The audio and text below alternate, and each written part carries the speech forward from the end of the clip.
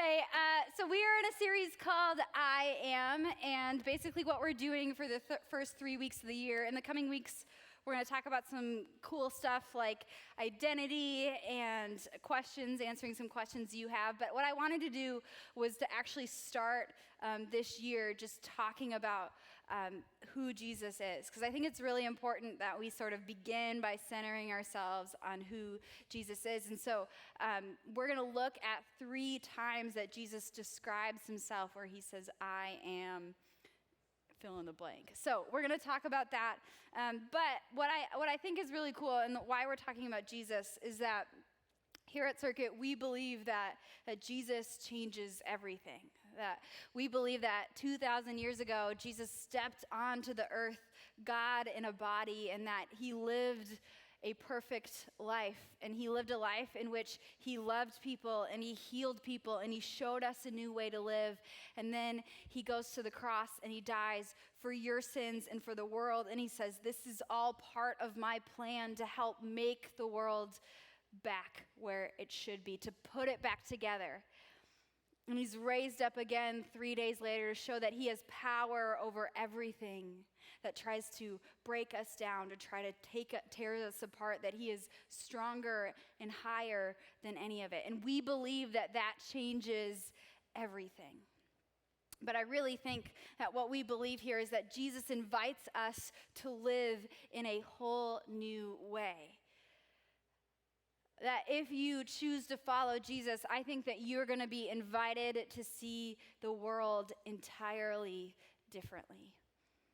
And that actually reminds me, this is like an awkward transition, of this idea of what would it be like to see the world in a whole new way. And naturally, I thought of my favorite book series, Harry Potter. I paused for a cheer. Any Harry Potter fans? Yes, good. Has anyone read the books or seen the movies at least?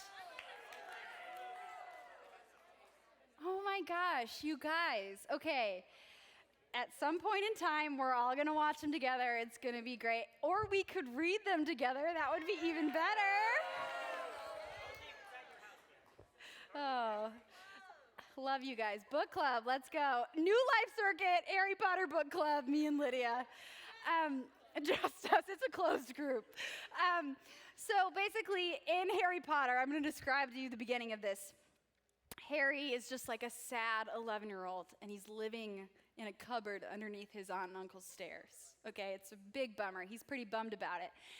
And he's like all sad and life is kind of rough. And then one day he gets a letter and it says, Harry, you've been accepted into Hogwarts School of Witchcraft and Wizardry. And Harry's like, cool. And his aunt and uncle are like, no. And so they get rid of the letter. But guess what? More letters start coming. I think we have a picture of that. Yeah, look. Aunt and uncle, not happy. Harry's living his best life right there. And so all these letters start coming in. And the aunt and uncle are like, we're better than magic, which is a lie. And so eventually they're like, we can get rid of these letters, but it doesn't happen. And then this guy named Hagrid, who's like this giant, half human, comes through the door and he comes in and he's like, you're a wizard, Harry. And Harry's like, you're a wizard, Harry, is what he says. That was my Hagrid impression. You're a wizard, Harry. And then he, gosh, you guys. And then he is like, Harry, come with me. And Harry's like, that. And then they go to the wizard world, you guys. And it's awesome because the world is entirely different. I'm bringing it back around. You're going to see. And what we figure out is that he has to learn how to do everything in a whole new way. Like the world he knew before, that still exists, but there's this additional layer to it that he never knew. There's this richer, deeper meaning. There's more to it than he could have ever imagined, and it's awesome. But I think that can kind of be what it's like to follow Jesus, that it sometimes feels like we're stepping into a whole new world. Where it's like, yeah, everything that we knew before, it's still true, but there's this texture, there's this depth, there's this richness to who Jesus is and the way that he's asking us to live. But it can be hard, can't it? To really step into that worldview of Jesus, to get it, to understand it, and to follow it. Those things can be hard.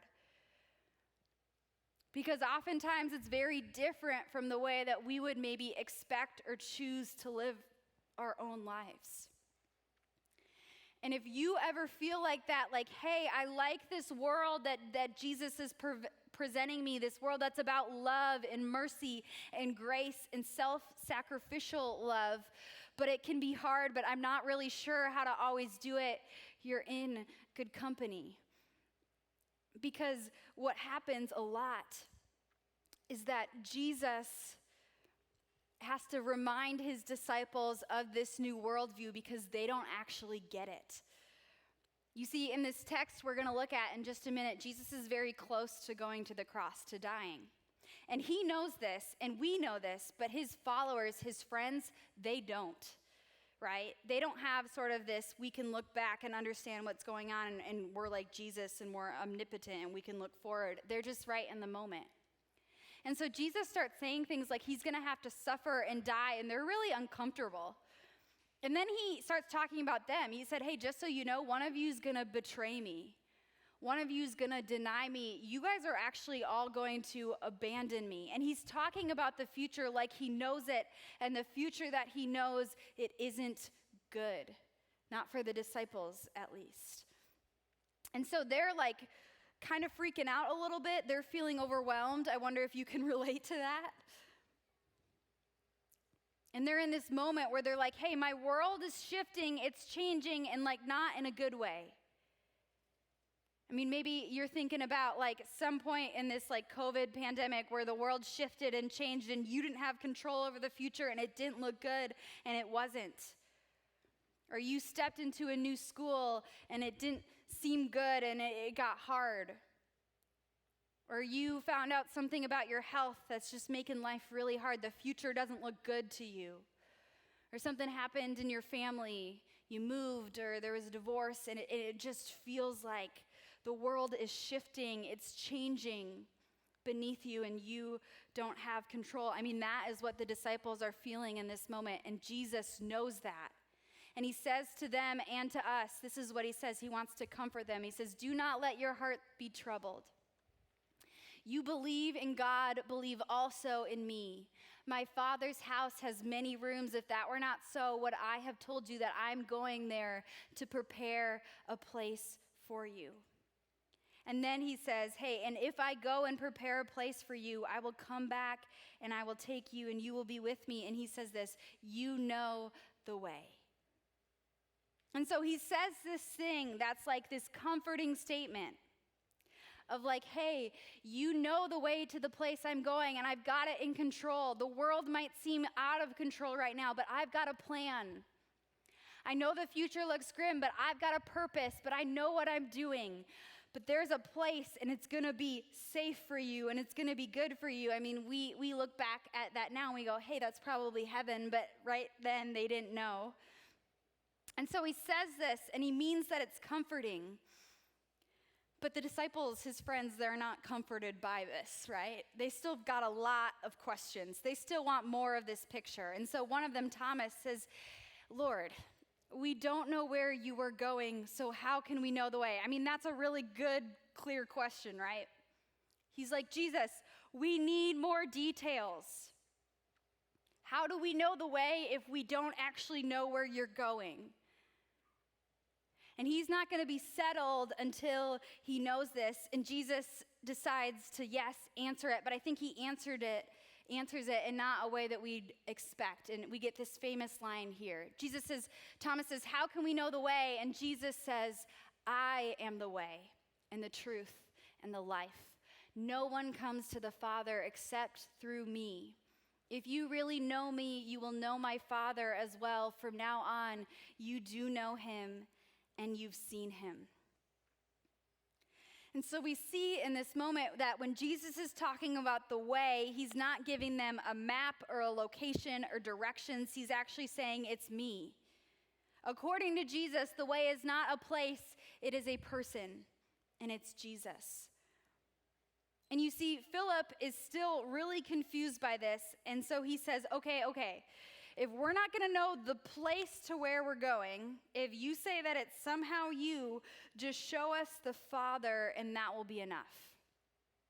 Because what Jesus has said is, hey, if you believe in me, you believe in the Father. He's like, they're connected. And Philip's like, great. And to them, the Father, that's the word they're using to describe God. And Philip's like, okay, hey, we can trust you even if we don't know the place. We trust you that you've got it figured out. If you would just kind of show us who God is, then we could really put our trust in you. And Jesus says this to them, if you've seen me, then you've seen the Father. And in this moment, I think we understand more about Jesus' statement when he says, I am the way and the truth and the life. Jesus says, hey, if you want to know what God's like, you look at me. That I am the one and only correct expression of who God is. And so when I say I am the way, the truth, the life, the path to God, the path to living the way that we are created to be, I mean it.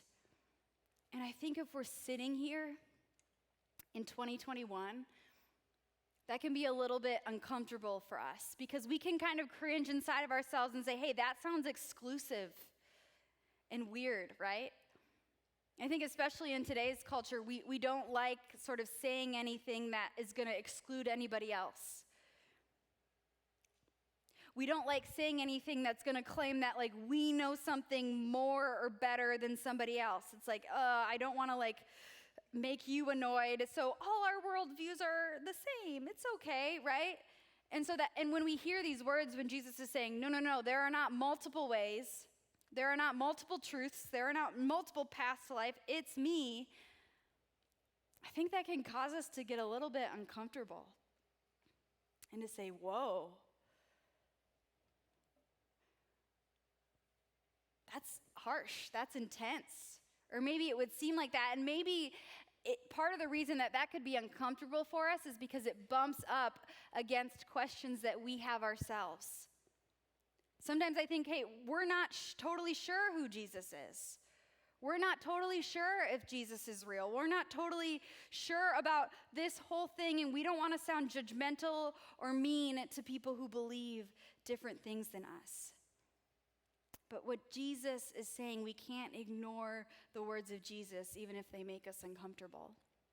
And what he is saying is, if you've seen me, you've seen the Father. He's saying, hey, I am the expression of what God is like. And what I mean by that is he's saying, hey, whatever God is like, you see it in me. What I am like is what God is like.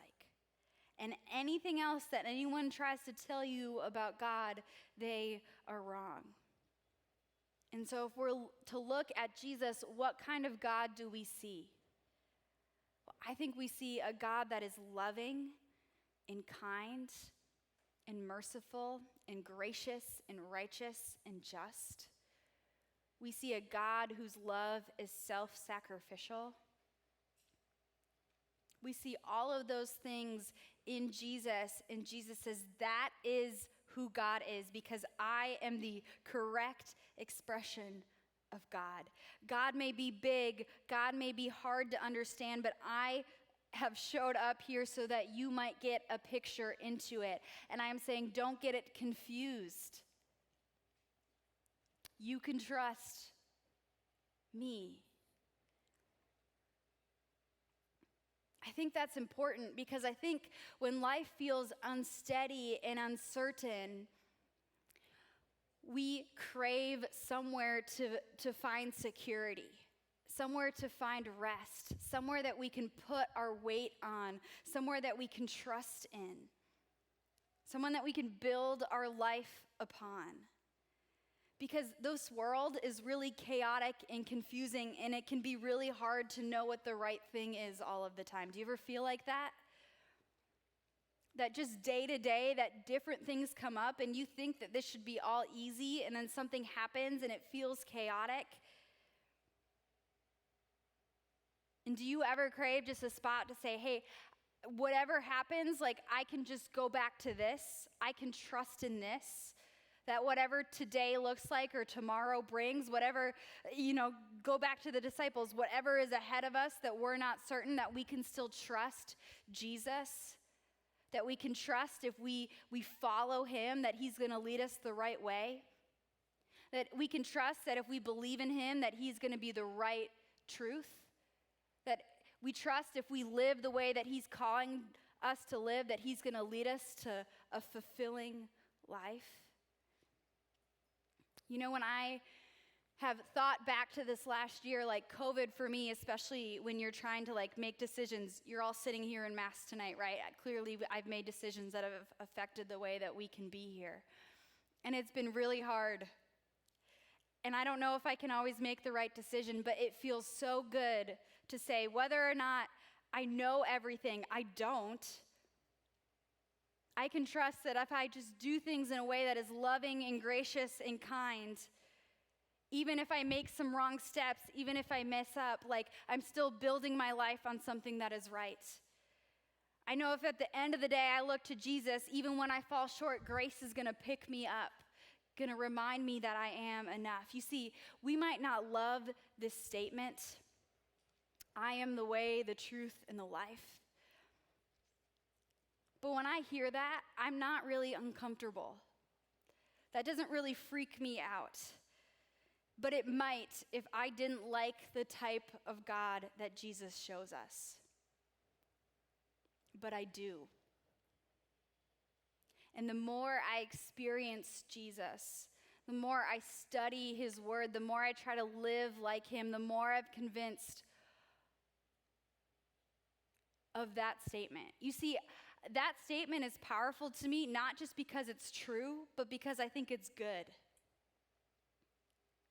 I believe that, and I want to put my weight into it, not just because I believe that it's factually true that Jesus is the way, the truth, and the life, but because, and I know some of you have experienced the love of Jesus, because it is good.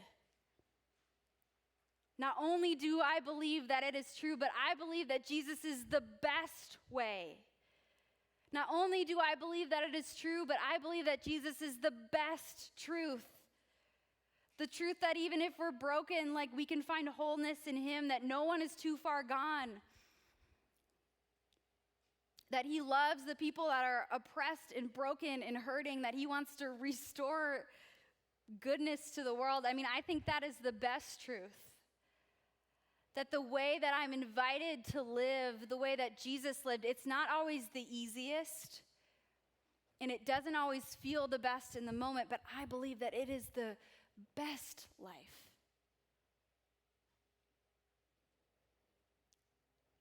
And so I think that it's something that you ultimately have to decide for yourselves, isn't it?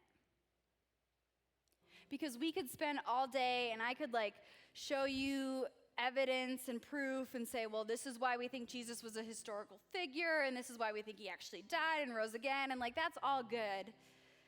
And there's maybe a time and a place for those things.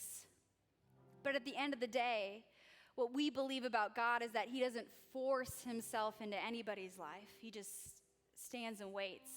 And he says, listen, it's true, whether you decide or not, that I am the way and the truth and the life. But you have a choice. You can choose to see if there are other ways. You can choose to see if there are other truths, if there are other life, other ways to live out there.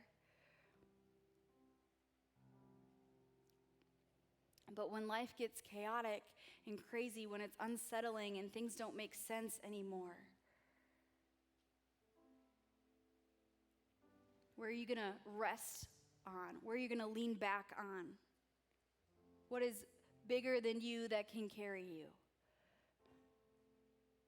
And even if Jesus is the way, the truth, and the life, are you convinced of how good that is? Do you know a God that is gracious and kind and loving and merciful?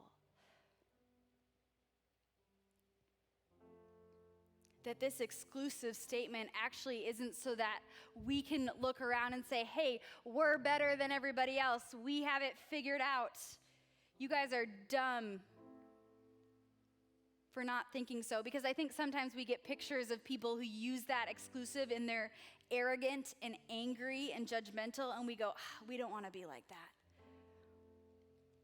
But we can look at that exclusive statement, I am the way, the truth, and the life, and we can recognize what it is, which is a love letter to the world that's saying, I want everyone to know just how loved they are. I want everyone to know just how forgiven they are. I want everyone to get a chance to live life and to live it to the full. That statement sends us on a mission to say, hey, we need to go and love the world. So that the people that don't know about Jesus, that the people that haven't gotten to experience this yet, that they would see Jesus as he really is, gracious and kind and loving and merciful, self-sacrificial. If that's who God is, then that is the God I want to follow. And it's the God that is reaching out to you and that you get to decide to follow. And so I think it's good that we just start this year out and say, hey, this is who we believe God is, and we believe that you have an opportunity to follow. And you get to decide that for yourself. You get to ask yourself those questions. You get to say, hey, if this is something Jesus says about himself, even though I don't have a full picture, even though the world seems pretty chaotic, even though I'm not totally sure what this all means, do I trust it? Do I believe it?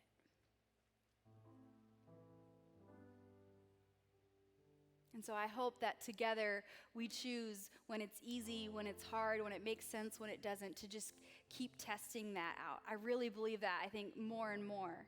That this is just a space for us to go, hey, what if it's true? Could we try to live that way here? You're safe here, right? What if that's true? And that's your invitation tonight.